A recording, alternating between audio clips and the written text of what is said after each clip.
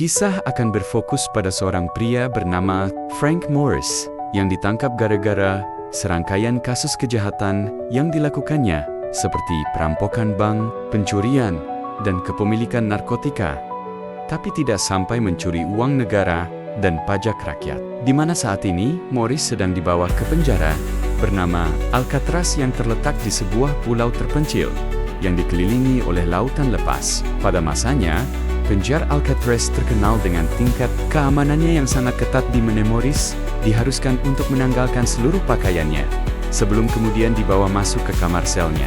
Keesokan paginya, Morris dan seluruh narapidana pun diminta keluar dari kamar sel untuk berbaris menuju dan berjalan menuju ke ruang sarapan. Terlihat ada banyak sekali sipir atau penjaga yang memantau pergerakan setiap napi. Sehingga ini menjadi bukti tentang betapa ketatnya sistem keamanan di penjara. Hari pertama di penjara, Morris duduk satu meja makan dengan Litmus, seorang napi senior yang sudah berusia paruh baya karena tidak disediakan alat makan, yaitu garpu, dengan alasan keamanan. Morris pun enggan untuk memakan pasta yang dihidangkan, sehingga Litmus meminta pasta tersebut untuk dirinya, yang ternyata ia tidak memakannya sendirian, melainkan punya hewan peliharaan rahasia, yaitu seekor tikus yang ikut sarapan di bawah meja makan. Tak hanya mendapatkan teman baru, Morris juga sepertinya mendapat musuh baru, yaitu seorang tahanan gembul bernama Wei, yang dari kejauhan tampak menggodanya dengan sangat menjijikan. Namun, Morris terlihat tetap tenang dan tidak menunjukkan rasa takut atau khawatir sedikit. Setelah jam sarapan selesai, Morris pun dipanggil oleh sang bapak kepala penjara untuk datang ke ruangannya. Beliau, kepala penjara, ingin menjelaskan tentang penjara Alcatraz yang tidak sama dengan penjara-penjara konvensional pada umumnya. Di sini, aturan diterapkan dengan sangat ketat. Jangan harap bisa kabur, jangan harap bisa berulah, karena sanksinya sanggot-sanggotlah berat. Pada kertas yang ada di atas meja kepala penjara, tertera dengan jelas bahwa Morris memiliki IQ superior, yang berarti jenius. Sehingga entah kejutan apa yang akan Morris lakukan di penjara Alcatraz ini. Ketika masuk mandi, Morris akhirnya didatangi oleh Seawolf yang mulai melancarkan aksinya untuk menjadikan Morris sebagai pendamping barunya di penjara ini. Dikira Morris adalah tahanan baru yang mudah untuk diganggu. Wolf harus menanggung akibatnya dengan cara seperti ini. Sesuai perintah dari kepala penjara, Morris dikirim ke perpustakaan lapas untuk menjadi asisten salah satu napi pengurus perpus bernama Inggris. Karena Morris memiliki IQ di atas rata-rata dan mudah memahami berbagai hal dengan sangat cepat, Morris bisa langsung nyambung ngobrol dengan Inggris terkait pembahasan apapun yang ada di dalam buku. Masuk jam istirahat, Morris kembali mendapat teman baru yang bernama Doc. Ia punya hobi melukis dan memang sudah mendapat izin resmi dari kepala penjara untuk menuangkan kreativitasnya tersebut. Tak disangka Morris kembali bertemu dengan Inggris yang duduk di bangku paling atas di antara yang lain, yang ternyata si Inggris ini adalah ketua dari kelompok napi berkulit gelap yang ada di penjara ini, yang karena mereka berdua sudah saling berkenalan sebelumnya, Morris pun diizinkan untuk duduk di atas bersamanya. Just niggas. Sepanjang obrolan Inggris akhirnya menyadari satu hal, bahwa Mice punya niatan untuk kabur dari penjara ini. Hal itu cukup menarik perhatian Inggris yang sudah lama punya niatan yang sama. Namun setelah bertahan-tahan terkurung di tempat ini, impian itu perlahan memudar, disebabkan tak ada celah sedikit pun untuk siapapun bisa keluar dari tempat ini hidup. Selain bangunan penjara yang dibangun di atas pulau kecil, kondisi perairan laut di sini juga memiliki arus yang cukup kuat, dan sanggot-sanggotlah berbahaya. Pun kalau bisa keluar dari sini, mereka masih harus berenang sejauh 2 km menuju ke daratan. Have time to make it? Oke lah. Misal Morris jago berenang dan mampu bertahan dari suhu dingin yang ekstrem, Mice masih harus memikirkan bagaimana caranya keluar dari penjara ini. Tak seperti penjara pada umumnya, satu petugas sipir di sini punya tugas untuk mengawasi setidaknya pergerakan 3 orang napi.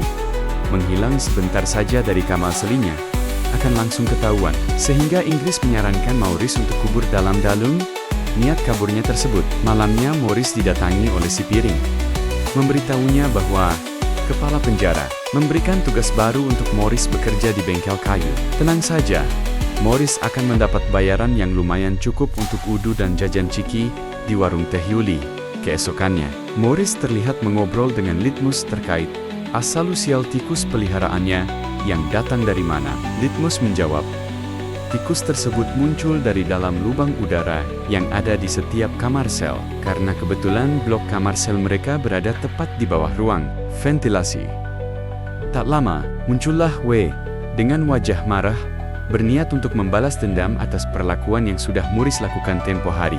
Di mana Morris dengan cepat melepaskan mantalnya untuk sebagai pertahanan, dan, ya, sipir langsung mengamankan untuk dimasukkan ke dalam kamar sel isolasi di Morris, juga akan dimasukkan ke sana, karena dianggap ikut dalam keributan. Sehingga 1 minggu terkurung dalam ruang isolasi, Morris hanya bisa melihat cahaya 1 kali sehari. Itu pun sembari disemprot air untuk membersihkan diri. Selesai dengan hukumannya, Mace dikembalikan ke kamar selnya dan disambut oleh tikus peliharaan Litmus yang membawa sepucuk kertas bertuliskan, "Selamat datang kembali. 1 minggu di sel isolasi sudah ada napi baru bernama Charlie yang ditempatkan tepat di sebelah kamar Morris." Mereka berdua langsung jadi teman dan selalu bersama hampir setiap saat. Ketika semua napi sedang berada di lapangan, kepala penjara melakukan inspeksi dadakan yang kebetulan sedang memeriksa kamar milik Dok si pelukis, di mana bapak kepala tak sengaja menemukan satu lukisan yang merupakan wajah dirinya sedang tersenyum jahat dengan ekspresi yang mirip sekali dengan dirinya. Kurang sreg dengan lukisan tersebut dan merasa sudah kelewat batas. Kepala penjara pun langsung mencabut hak izin melukis Dok, yang artinya semua barangnya akan disita dan dilarang melukis lagi. Padahal hanya itulah satu-satunya kesenangan yang ia miliki di penjara ini. I have very Duck. Alhasil, Duck pun menjadi sosok pemurung yang tak lagi memiliki semangat untuk hidup. Puncaknya saat jam kerja di bengkel kayu, Doc pura-pura meminta sebilah kapak untuk membuat sebuah meja. Padahal ya, Doc memotong jari jemarinya sendiri, membuat sipir ketakutan setengah mati. Ia langsung dibawa ke ruang medis untuk... Sementara Morris yang menyaksikan hal itu, hanya bisa meluapkan kekesalannya dengan memungut potongan jari tersebut untuk diberikan kepada penjaga yang ada di sana. Beberapa waktu berlalu setelah insiden tersebut, penjara ini kedatangan 2 tahanan baru, yaitu Anglin bersaudara, ada si kakak dan si adik. Sama seperti Morris, mereka berdua dipenjara gara-gara kasus perampokan dan pencurian. Keduanya sengaja dikirim ke Alcatraz karena sebelumnya pernah melakukan percobaan kabur. Dan seperti semua orang tahu, Alcatraz adalah satu-satunya penjara yang tidak pernah ada satu napi pun berhasil kabur dengan selamat. Tiba malam hari ketika Morris sedang duduk di kamar selnya, ia tak sengaja melihat seekor cucunguk atau kece yang keluar dari lubang ventilasi. Murid seketika teringat dengan informasi dari Litmus terkait kamar blok mereka yang berada tepat di bawah ruangan. Sehingga, ketika memasuki jam tidur, Mace menggunakan gunting kukunya untuk mencongkel sedikit demi sedikit tembok lubang ventilasi tersebut. Keesokannya saat jam istirahat di lapangan, Charlie kedatangan tamu yang ternyata adalah istrinya yang datang berkunjung, memberitahu tentang kabar anak mereka yang masih balita. Sehingga hal itu cukup membuat Charlie terharu dan mulai tidak betah berada lama-lama di penjara ini. Memasuki, Morris langsung menemui Charlie dan Anglin bersaudara tentang penemuannya, yaitu terkait bangunan penjara yang sudah berusia tua yang membuat dindingnya mengalami korosi yang mudah untuk dicongkel. Intinya, Morris mengajak Charlie dan Anglin bersaudara untuk ikut dalam rencana pelarian dengan beberapa persiapan yang sudah Morris pikirkan matang-matang. Rencananya cukup simpel, tapi sulit dipraktikkan. Mereka hanya perlu memperbesar lubang udara seukuran tubuh mereka, masuk melalui lubang tersebut, dan naik ke ruang ventilasi, keluar dari cerobong atap penjara, dan melompati dinding menuju tepian pulau. Untuk mencongkel dinding, mereka hanya memerlukan gunting kuku, sendok, atau benda apapun yang bersifat keras seperti logam, karena perlu waktu berhari-hari melakukannya. Morris akan membuat dinding palsu menggunakan karton yang dicat sama dengan warna temboknya, sehingga para sipir tidak akan curiga ketika nanti lubangnya selesai dan mereka siap untuk kabur. Mice akan membuat sebuah boneka semacam kepala palsu untuk mengelabui penjaga. Karena si kakak bekerja di tempat cukur penjara, itu akan menjadi tugasnya untuk membawa beberapa potongan rambut untuk nantinya digunakan dalam pembuatan kepala palsu tersebut. Katakanlah mereka berhasil keluar dari penjara ini. Lantas bagaimana cara menyeberangi lautan sejauh 2 km dari daratan? Morris akan membuat sebuah rakit dan jaket pelampung menggunakan jas hujan dan lem perekat. Kebetulan, si adik bekerja di tempat pakaian, sehingga itu akan menjadi tugasnya untuk mencuri perlengkapan yang dibutuhkan. Malam tiba saatnya mereka beraksi. Giliran Morris melakukan penggalian. Charlie bertugas sebagai penjaga yang akan memberitahu apabila ada sipir yang datang dengan cara membuat siulan. Berjam-jam lakukan penggalian. Telapak tangan Morris pun memerah dan mengalami pegal yang sangat menyakitkan akibat dari upaya penggalian yang hanya menggunakan seonggok gunting kuku berukuran kecil. Sehingga saat jam makan, Morris pun berencana untuk membuat alat penggali yang lebih worth it, yaitu menggunakan sendok. Morris dengan sengaja mengotori sendoknya agar bisa diganti yang baru, sehingga ia bisa dayam-dayam mengambil 2 buah sendok tanpa diketahui. Tak cukup sampai situ saja, Morris juga meminta 1 buah koin kecil kepada Litmus. Sebagai gantinya, Morris akan memberikan pasta miliknya setiap kali makan.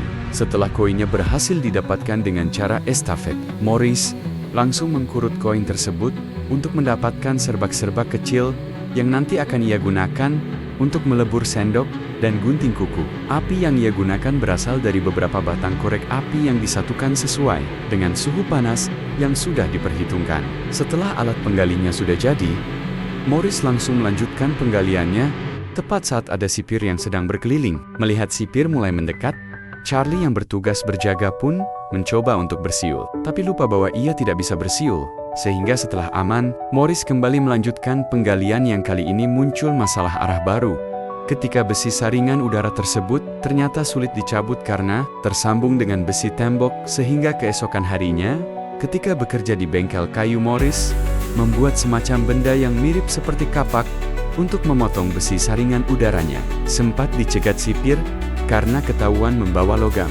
Mice merelakan benda tersebut karena kenyataannya ia sudah menyembunyikan benda lain di dalam alas sepatunya. Setelah besi saringan udaranya berhasil dilepaskan dan lubang udaranya cukup untuk dimasuki, kini Morris harus membuat dinding palsu menggunakan kardus, termasuk kepala boneka yang terbuat dari karton dengan menggunakan serpihan tembok sebagai perekatnya. Untuk rambut palsunya, Angeline bersaudara berhasil mencuri beberapa potong rambut dari tempat cukur penjara, sehingga kini tinggal menempelkannya pada kepala boneka tersebut, termasuk mengecatnya dengan warna kulit mereka masing-masing. Setelah kepala boneka dan dinding palsunya JD, Mice pun langsung masuk ke dalam lubang tersebut dan berhasil mencapai ruang ventilasi yang berada di atasnya, dan bukan kabur dari penjara namanya jika mudah dilakukan. Karena untuk mencapai atap cerobong penjara, Morris memerlukan sebuah bor untuk membuka pintu besi di atasnya. Tepat di saat bersamaan, sipir terlihat berkeliling dan mulai melewati kamar tempat Morris berada. Untungnya beliau tidak curiga dan melewati kamar Morris begitu. Namun tak lama sipir itu balik lagi dan tak sengaja menjatuhkan tongkatnya. Sehingga secara kebetulan, beliau melihat ada sesuatu yang mencurigakan dengan kepala Morris. Sehingga, ya Morris ternyata sudah berhasil kembali ke kamar tanpa sepengetahuan kita, sehingga rencana ini masih tetap aman. Meskipun belum ada titik terang keesokan malamnya, Morris kembali ke ruang ventilasi yang kali ini ditemani oleh si adik Angeline yang juga sudah berhasil keluar. Dengan fakta bahwa pintu bagian atas terkunci rapat, Morris mulai terpikir untuk membuat sebuah mesin bor untuk membobolnya. Kebetulan di sana terdapat sakela listrik sehingga Morris hanya perlu sebuah motor penggerak, mata bor, dan senter yang entah dari mana benda-benda semacam itu bisa didapatkan. Entah itu, Morris kembali meminta bantuan Litmus yang selalu bisa menyelupkan barang-barang dari luar, yang kali ini ditukar dengan makanan penutup selama 1 minggu penuh. Tak hanya itu, Morris juga mencuri sebuah kipas angin kecil yang ada motor penggeraknya. Ia memasukkan kipas itu ke dalam koper alat musiknya dan nyaris ketahuan oleh sipir yang sedang berjaga di luar. Dengan kecerdasannya, Morris berhasil membuat sebuah bor dengan cara memodifikasi mesin kipas, angin dan mata bor, hasil selupan dari luar menggunakan kabel panjang yang ia curi dari bengkel kayu. Langsung melancarkan aksinya, dan keesokannya saat jam makan siang, Morris terlihat merawat bunga putih kesukaan Doxy pelukis untuk mengenang kepergiannya, yang dikabarkan meninggal saat masih menjalani perawatan di rumah sakit. Kepala penjara yang tidak suka pun langsung nyerenteng dan meremas bunga tersebut hingga menimbulkan reaksi spontan dari Litmus yang mendadak tewas akibat serangan jantung. Tiba hari di mana semua persiapan sudah selesai. Morris pun mengucapkan selamat tinggal kepada Inggris sekaligus membantah pernyataannya di awal yang katanya mustahil bisa kabur dari penjara ini. Tak lama setelah Inggris pergi, kepala penjara Ujik-Ujik melakukan inspeksi dadakan sempat deg-degan karena beliau mulai memperhatikan lubang udara. Bapak kepala tampaknya terlalu bodoh untuk menyadari hal tersebut. Memasuki jam istirahat di lapangan, Wolf terlihat sudah keluar dari sel isolasi dan masih nentelih kepada Morris yang dianggap menjadi penyebab dirinya dikurung. Wolf tampaknya belum kapok cari gara-gara dengan berniat untuk menikah Morris dari belakang. Tetapi Inggris keburu mencegahnya sebagai bentuk kepeduliannya terhadap Morris.